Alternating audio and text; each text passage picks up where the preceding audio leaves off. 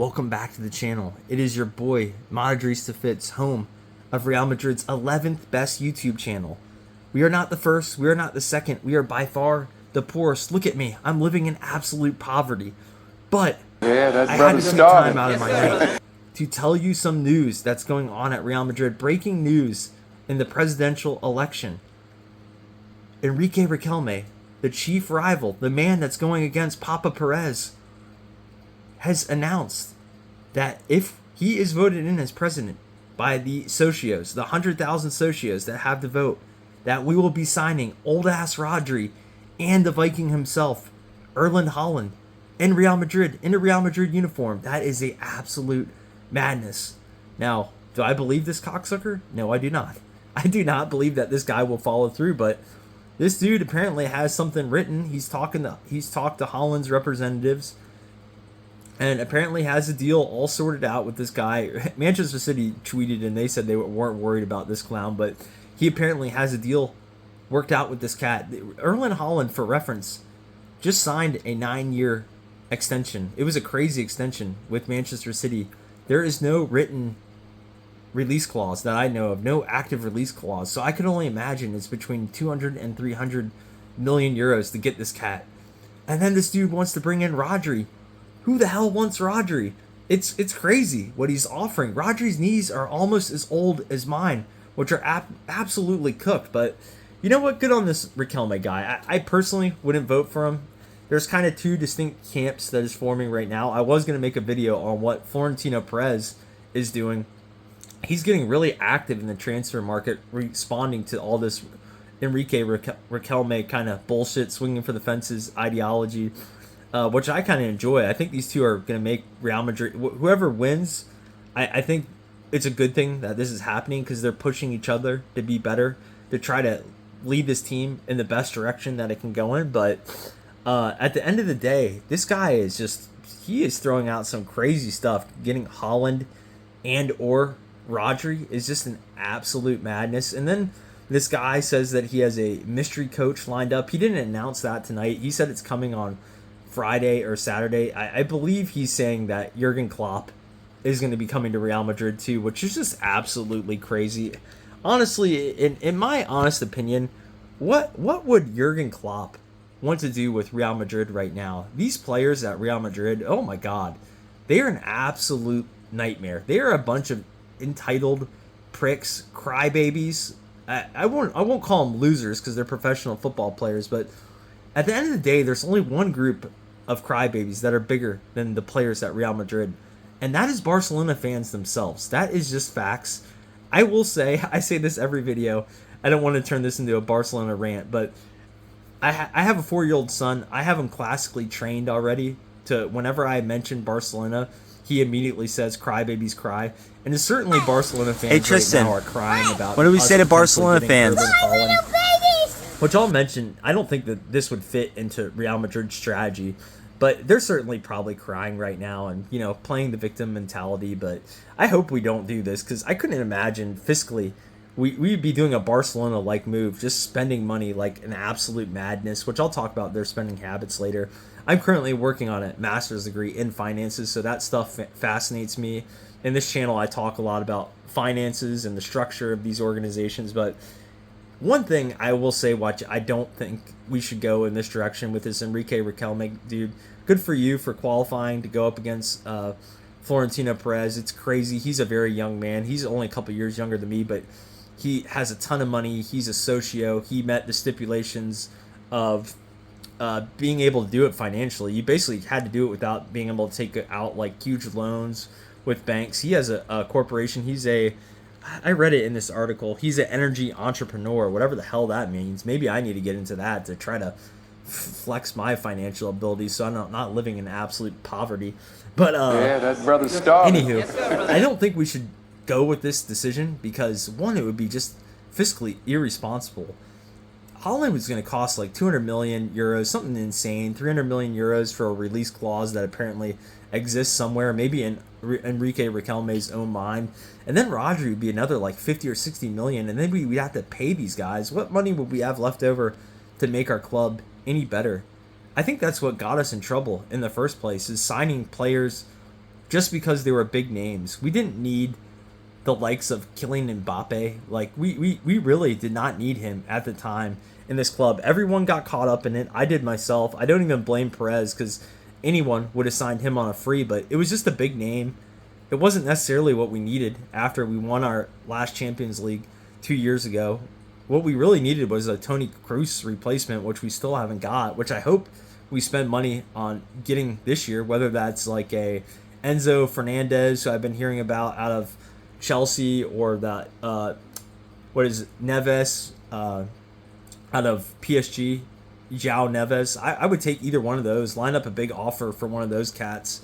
But God, I don't think we could deal with it financially, and we wouldn't make the rest of our team better. And then as far as on the field, I just don't think Haaland would improve this team that much, because our defense is dog shit. We got run through, like say it every video. We personally, our defense and Barcelona's defense in the Champions League got run through like a Malia Khalifa special video. Every team was just banging on us last year, just running up and down the field on us. Particularly our back line was particularly diabolical. I would argue Barcelona probably has some better defenders than us. They just employ a stupid high line that is hard for any defender to excel in. But some of our defenders are atrocious. Watching Alvaro Carreras, Zac Efron himself defend, and Trent Alexander-Arnold defend, it just drives me fucking insane, honestly. And for the life of me, I am for the Florentino Perez project, because this guy, it's like this election has woken him up, has woken the grandpa up, and now he's back to being the Don, because he's making moves. He's already wanting to bring in Dumfries. I don't care how you pronounce it. He's a better defender than our boy Trent Alexander-Arnold. And then also he's going to bring in Konate on a free. Both those players are going to only cost us 20 million together to solidify our back line. I would roll with that project. And he's bringing in the ultimate cleanup guy, which is Jose Mourinho. Jose Mourinho will not be in Real Madrid long, but he will certainly clean it up. Whether the results are perfect, he might not win a Champions League. He might not even win a La Liga. We could just win like a Copa del Rey, but our players will get straightened out quick. And if you don't get on board, you're going to be sitting your ass on the bench. And I look forward to every second of seeing Kylian Mbappe and Vinicius Jr. crying like little babies, crying like little Barcelona fans. I would love to see it, because Jose Mourinho is not going to take any of that shit. But I'm with my boy Florentino Perez. I'm rolling with your project, and it's just getting more and more exciting. We'll see what happens. I feel like this Enrique Riquelme is shooting for the fences, so I'm not going to live in the world of make-believe thinking we're going to get Erling Haaland and Jurgen Klopp to come play and coach Real Madrid. I'm rolling with a realistic project, which is the Florentino Perez project. And the big news with the Florentino Perez project, which I was going to talk about and make a short video on, but there's a player that is emerging who I really like. So, and this is all based off of what Jose Mourinho, he's kind of waiting in the wings till after this presidential election is over. He won't be officially announced until Florentino Perez wins the election, because this Enrique guy, or Riquelme guy, doesn't even like Jose Mourinho, doesn't want him to be a part of the long-term future of Real Madrid. So hopefully we get Florentino Perez. And you know what? If we get Florentino Perez, there is a Italian stallion that may be coming to Real Madrid. I've heard of some other YouTubers who I really respect shitting on this guy, but in my opinion, he's a stud. And his name is, the Italian is wanted. Let's go get him. It is Riccardo Calaflori. I love this dude, and I will say that I have a soft spot. I have a soft spot for Italians in my heart. One of my best buddies is a Italian. His father played professional soccer over in Italy. Shout out to my boy Chima. But Calaflori is a Italian-bred, Italian stallion defender with grade A salon quality hair. And the reports emerging today, I'll read this for you quickly. It says that Ricardo, I totally butchered that. The reports are, this article is all jacked up. I don't know what happened there.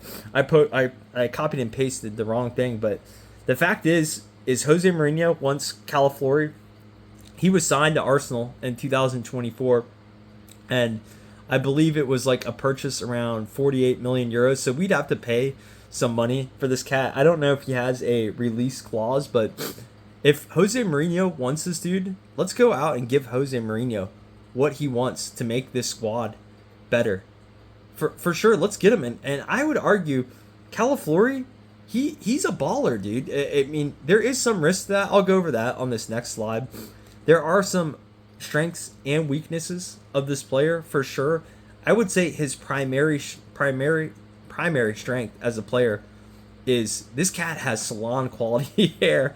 This dude would sell a lot of jerseys. The women would love this dude. Honestly, no homo. I'm married. I have a wife. I'm happily married, but damn, this dude has some salon quality hair, and he's a great defender. Some of his strengths, I'll read them real quick for you. Hopefully I don't butcher this reading like I did the last one. I think I have the right article here. It says Calaflori is let me zoom in here real quick, is a highly versatile left-footed defender. I love that, left-footed, renowned for his elite ball carrying, progressive passing, and dominant duel winning. His primary weakness stems from occasional over-aggression. I'm going to stop there. How is a weakness over-aggression? And I read some of his weaknesses. Fuck that. I want my defenders aggressive as shit. That is my chief complaint with Zac Efron himself, Alvaro Carreras, and Trent Alexander-Arnold. They are some of the least aggressive defenders on the wings I have ever seen in my life, including our new center back, Dean Huijsen, who is built like a 16-year-old girl. These guys cannot knock anyone off the ball. It is extremely frustrating watching these cats play football at Real Madrid. They cannot steal the ball off of anyone. They honestly just are not very good defenders. They might be okay going forward. Trent Alexander-Arnold definitely brings a lot of stuff going forward when we have possession of the ball. And so does Dean Huijsen. I don't really know what Alvaro Carreras, who we spent 50 million euros on, brings to the table. I really don't. He looks like Zac Efron. His hair is kind of what he envisions his hair as is what Calaflori has. That's all I'll say about Zac Efron looking Alvaro Carreras. He's a wannabe Calaflori. But I love this guy's strengths. Honestly, I think he would be great at Real Madrid. So his strengths is, like we said, ball progression, carrying, possesses excellent technical ability, and the engine to drive the ball forward into the midfield or final third. He's a dual monster. Consistently registers high win rates in both ground and aerial challenges. This is something I said the other night on my video about Kanate and Dumfries. We don't have, this last season, we didn't have anyone that was winning any aerial duels. And this was especially true if Tchouameni wasn't playing and or if Rudiger wasn't playing. Those are the only guys in there that are winning duels in the air. Other teams were scoring goals off set pieces, off corners, because we don't have any physical presence in there that are winning aerial duels. This guy is not a little dude. This dude, for reference, is 6'2" and 190 pounds. That's pretty big for a soccer player. That's actually really big for a soccer player, weight-wise as well. He is not built like a 16-year-old girl like Alvaro Carreras. I looked it up. That cat is 6'1" and 165 pounds. He is built like a 16-year-old girl. It is a madness that he is Real Madrid's starting left back right now. So having this guy come in and compete with Alvaro Carreras on the left is great. And what is even better about this cat is he provides versatility. Reading here, tactical versatility. He's comfortable operating as a left-sided center back in a back 4 or 3 and expertly inverting into a central midfield playmaking role. I also read that this guy's preferred, it's not on here, but his preferred position is center back. That's like killing two birds with one stone. Honestly, it is. We need center back help and left back help. If this guy wants to play center back for us, so be it. He would outperform anyone that we have. Let's roll in a Kanate and Calaflori center back combination. Throw Rudiger in there. I think that would be better than what we have. I like the Florentino project that he's prioritizing defenders. I think that there's other big names out there that we can get that would really bolster our defense. If we don't get this cat, the left back from Manchester City, Guardiola, he's a good player. I'm going to butcher that pronunciation of his name. Also, Bastoni from Inter Milan. I don't think we're going to get him after we just fleeced them out of one of their players for 20 million. But I like this Calafiori move. Obviously, there's some issues with him. He is a little bit injury prone, that's for sure. My argument with that too is, holy shit, we are just an injury prone team in general.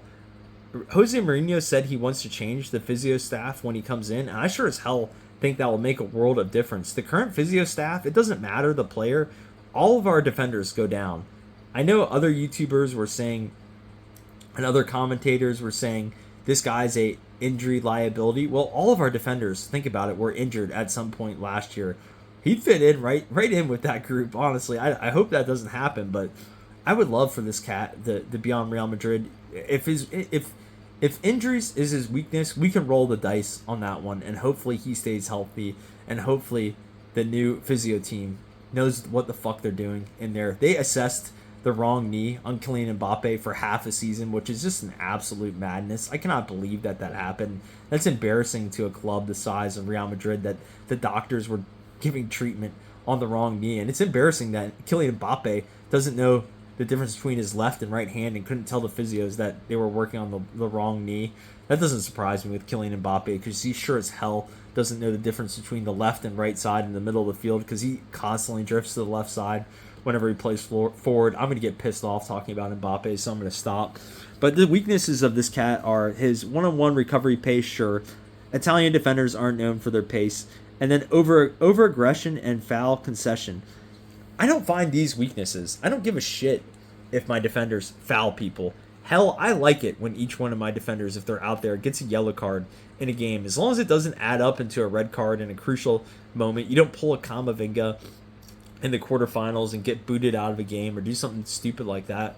I like a little bit of aggression. I like our defenders out there knocking people the fuck over and showing them who's boss, showing them that we're Real Madrid. I call that being a good, hard defender. That's my opinion on that. I do not find that as a weakness in someone's game. I find that as a strength. Now, if you're just out there like Gavi from Barcelona, whose only talent is fouling Jude Bellingham, then sure, that's not good. But if you are, and he's a midfielder, by the way, but if you are a defensive player and your weakness is being a little aggressive sometime and conceding some fouls, I'll take that over being fucking soft like all the guys that we have out there, softer than fucking Sharman, including Alvaro Carreras, Dean Huijsen. They're just not good defenders. I remember multiple times in games where, especially down Alvaro Carreras' side, I wouldn't even say Trent Alexander-Arnold was playing some okay, serviceable defense by the end of the year. He was dealt with a lot of injuries as well, but the combination of Alvaro Carreras and Dean Huijsen when they were out there, my God, I remember them. It was against Barcelona, against old Feminine Lopez. It took like 3 of our guys to drag his ass down. Surely this Calafiori cat would just body the hell out of him, and I would love to see that. Plus, he has great fucking hair. We could make a lot of money on heads and shoulders commercials for this cat, and I actually have a thing for that because I by far have the best hair on of any Real Madrid YouTuber for sure. I challenge any Real Madrid YouTuber to that. Also a game of keepy ups. I could out juggle the shit out of any Real Madrid YouTuber as well. I'm making that claim right now, but yeah, let's get Calafiori if that's what Jose Mourinho wants. And then I had these other news articles as well, which I was going to go over, which I'll touch on briefly.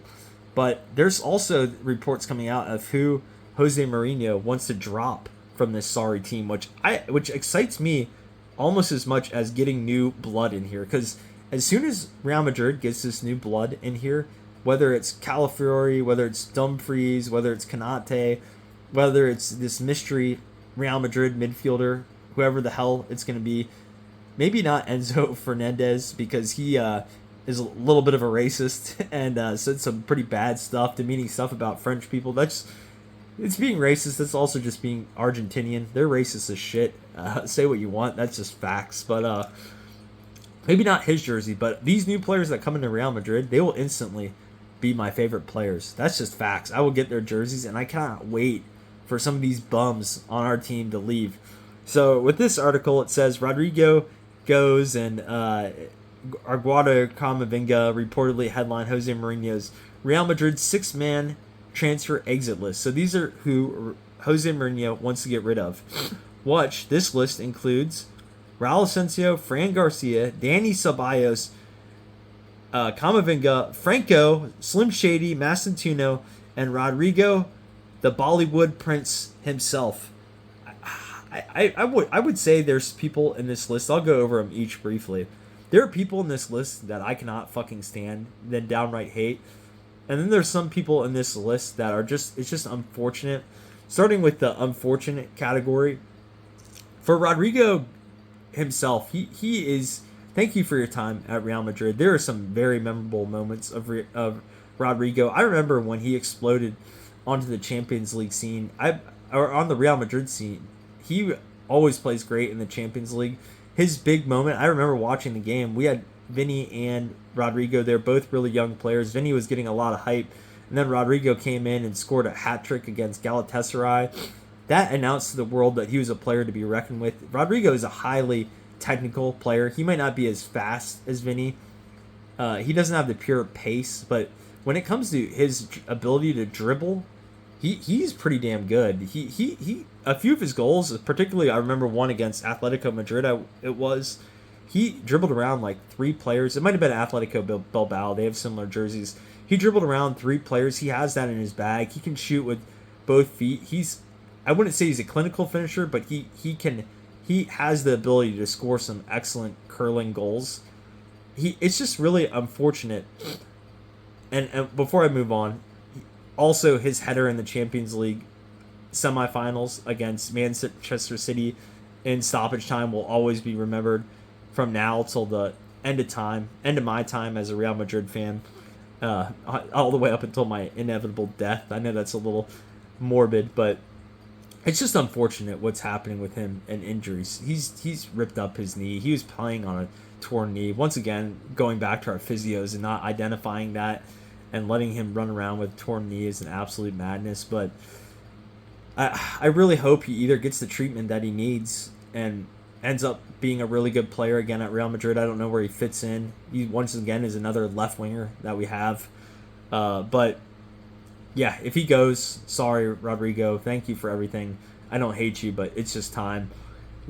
Raul Asensio, it's misfortunate with him because he just lacks a brain. He's like the Scarecrow from The Wizard of Oz, if I only had a fucking brain, because he has all the physical tools to be a good defender. He's big, he's strong, he's extremely fast, but he is just a dumbass mentally.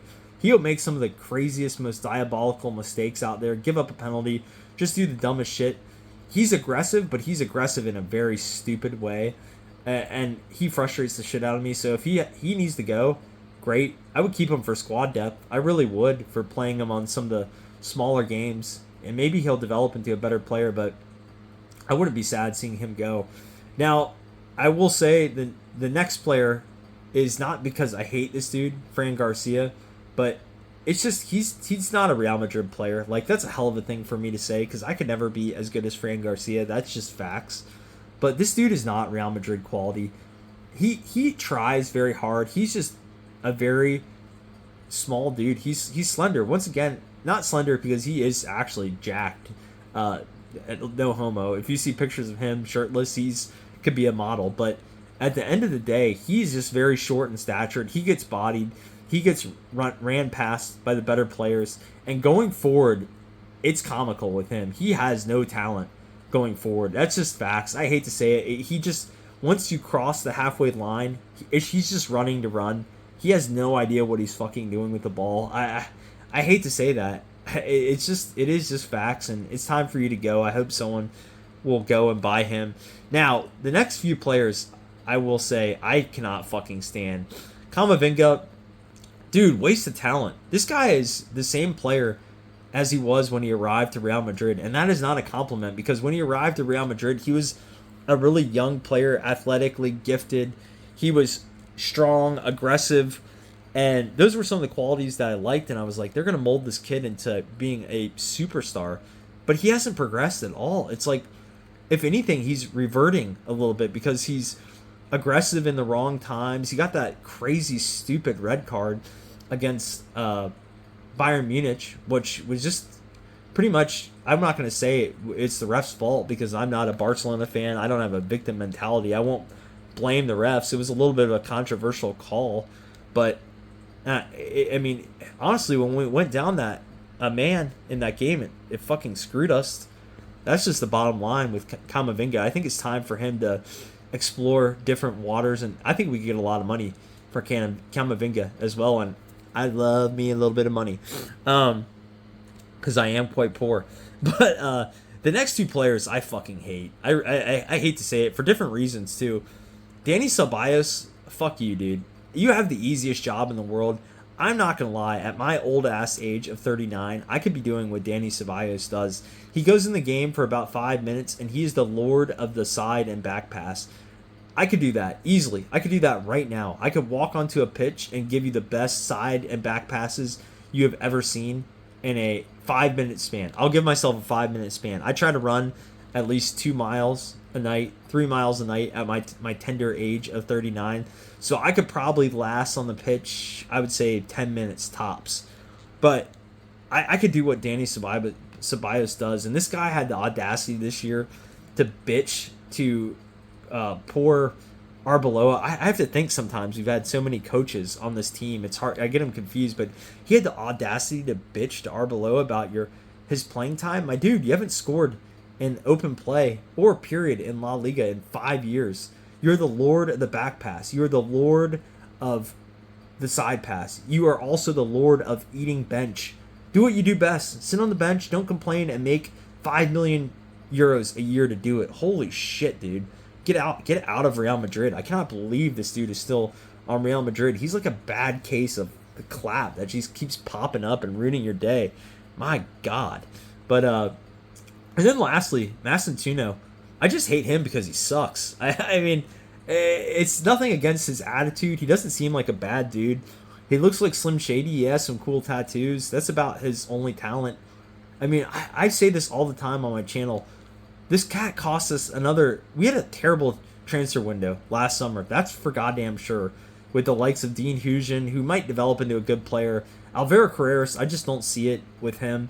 And I really don't see it with this Mastantuono cat. Holy shit. He was supposed to be one of the best young players in the Argentina league. That doesn't look very good on your league if Mastantuono was your best player, because this cat is not good at anything. He brings nothing to the table. I've said this on my channel before. There are some young players that you see out there. You can see it. Like even a couple years ago with Lamine Yamal, he might not have been what he is now, which is an absolute monster. I give that curly head fuck, that purse-toting dude, I was about to say a bad word, but that purse-toting, curly-headed fuck, I give him props. He's the best player in the world. He's an absolute monster now, but when he was 17 years old, you could see it. There was like every now and then, there was a moment in the game where you were like, holy shit, this dude just did something incredible. Now, he couldn't replicate that over an entire 90 minutes, but that's what he's doing now. He's grown into his own. Mastantuono, I don't know if they thought he was going to be our Lamine Yamal, but holy shit, he's the opposite of that. The only good thing he did in his career that's comparable to Lamine Yamal is I guess Lamine Yamal was seeing this girl, and Mastantuono totally stole that girl and banged her, because I don't even think Lamine Yamal, that's in his religious practices, being a Muslim, that he's able to do that shit. So good on Mastantuono for doing that. But as far as any ability on the pitch, whether it's speed, being able to pick out a pass, being smart with the ball, shooting, defense, work rate, I have no idea what he brings to the table. And God, he needs to either leave the club, which would just be crazy for us to sell him, maybe send him out on loan and hope he plays better, but fuck, he's bad. So at the end of the day, as this slide says, bye bye bums, see you later, I'm done with y'all, fuck y'all. But except Rodrigo, it would be a little sad to see you go, my dude. Thank you for everything you did, but yeah, at the end of the day, fuck some of y'all. You need to go. So that leads me, I like to talk about Barcelona, and it's my time to rip on y'all. I do this every video. I'm gonna wrap this one up quickly. More Barcelona madness, of course, with these cats. Barcelona, they already signed Anthony Gordon for 80 million euros, 70 million euros. It's crazy with them. They're thinking about now re-signing Marcus Rashford. I guess there is a buyback clause in his contract after they loaned him out. Manchester United is saying now you can have him for 26 million euros. By the way, Marcus Rashford had a nice little season at Barcelona. 14 goals, 14 assists. That's pretty damn good. It's better than anyone on our left wing. No, we did have Vinny Jr. He was okay. Better than our right winger did, that's for sure. But I guess Barcelona is kind of toying with them and saying that they'll pay 20 million with a different structure. That makes sense because Barcelona is not capable of giving any of these teams the money up front, which I'll get into in a minute. Financially speaking, they hold more long-term debt than any other club in the world. That is facts. They have like $1.45 billion in long-term debt because they don't pay anyone up front because they can't, because they're just fucking broke. So they want to like restructure a deal. They won't give Manchester United quick money up front. So they said they won't pay 20 million, but they'll do 30. It was weird. I don't know why they would do 30, but it would have to meet certain conditions. Like Rashford would have to score, performance-related criteria. So they would only give Manchester United 30 million if Rashford performed, but he's gonna have a hard time performing if they just signed Anthony Gordon for 80 million euros. He's not going to play a lot on the left wing. They already have Mr. Champions League himself. That's crazy shit. If you're watching for the first time, they have Mr. Champions League himself, Rafinha, who's Lord of the Champions League apparently to them, and which is just nuts because this man's never sniffed the Champions League final, just like I'll never sniff $1 million. It's maddening. It's fucking crazy that they call him that, but the reason why I'm saying restructuring money, and it's hard to believe that they're making deals with Manchester United when they still owe clubs so much money. If you look at Barcelona, I'm not making this shit up to like shit on y'all, like out of just, me making shit up and just being spiteful. This is how you guys operate financially. It said, according to Barcelona's financial reports, if you look at like their income statements, probably their income statements, because that will have all their expenditures on it and their long-term debt as opposed to the revenue that they're making. They only turned, at the end, if you take the revenue minus their expenditures, they only turned a $5 million profit last year, which is embarrassing. But the club holds a total outstanding transfer debt of 139 million euros owed to multiple football clubs. Of this total, 140 must be paid in the short term. Now, I don't know what the short term is, but they have a lot of money they owe to other clubs. That includes Leeds United in the Premier League. They owe 41.9 million still for the purchase of Mr. Champions League himself, Rafinha. They owe Sevilla 24.5 million for Jules Koundé, who wants to leave the club, and they also own Bayern. They owe Bayern Munich $20 million outstanding for Robert Lewandowski, who's about to become a Saudi prince over in the Saudi league. It's a madness. And they still owe money to Manchester City. That's why they want to restructure this deal with Manchester United, because they're fucking broke.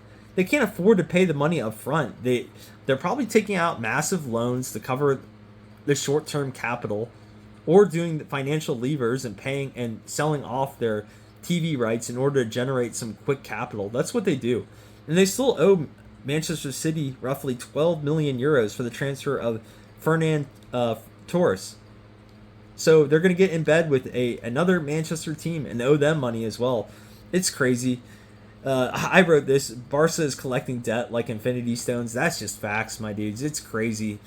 And they're going to be getting even more debt when they end up signing Julian Alvarez. I think that will go through at the end of the day, but it's going to cost them a price, probably like 150 million euros, something like that. Surely, here's my prediction now. I'm saying this on a channel a year ahead of time. They're a 1-to-1 ratio right now financially, where they're able to spend, for every $1 of revenue they generate, they're able to spend $1 on transfer fees. My prediction, a year from now, they're going to go back down to 1-to-4 because their financial statements are going to be an absolute fucking nightmare with the deals that they're making. That's my call right here early on. But the last thing I want to talk about is our new jerseys suck hard. I know that is way off topic than what I was talking about, but goddamn, if we sign the likes of Erling Haaland, which I had a doubt will happen, or Rodri, or even some of these defenders that are coming in, it's hard for me to want to buy a new jersey when they look like this. These are almost borderline abomination.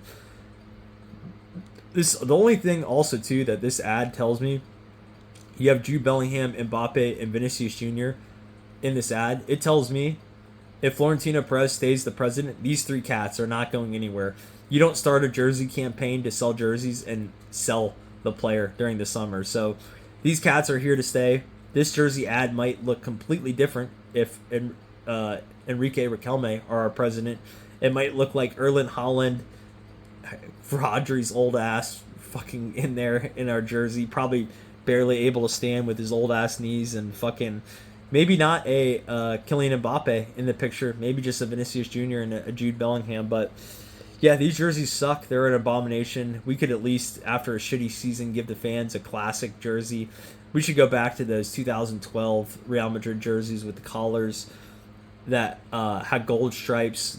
I'll show you a picture of them that we rocked during the Jose Mourinho years in this club. They were badass. But anywho, that's all I got to say. What a crazy day. What a crazy time to be a Real Madrid fan. This is by far some of the shittiest soccer we have ever played. It was last year. That was a complete fucking nightmare. Just abysmal shit on the pitch. But I will say, off the pitch, my God, this is some of the most interesting times in ever. Whether it's drama, it's like keeping up with the Madristas, keeping up with the Kardashians, with their behavior, whether it's the player behavior, players knocking each other out, elections, transfer rumors. It's really hard to keep up content with my job and my schoolwork and all that. But if you like this content, please like and subscribe. We're up to 11 subscribers on home of Real Madrid's 11th best YouTube channel. We are by far the poorest channel, but we got a lot of heart, baby. So love you all, my subscribers. Please like and subscribe. Even you Barcelona fans, I got a soft spot in my heart. But I will say, I'm going to end my video like this again. There will be generations of Barcelona fans that will live and die before you guys ever see another Champions League. I feel bad for your elderly people that It's been 84 years. I'm not going to list them. There's some very tragic illnesses that are out there. They are likely going to die before they see the next Champions League because you all are prioritizing, once again, offense over defense, and you will get absolutely cooked alongside Real Madrid next year unless both these teams make some major changes in the offseason. So I wish you all the best, you Barcelona bums. I still fucking hate y'all, but take care. MadridistaFitz out. Peace. Hey Tristan. What do we say to Barcelona fans? Bye, little babies! What do we say to Barcelona fans? Bye, little babies! There you go, buddy. Good job.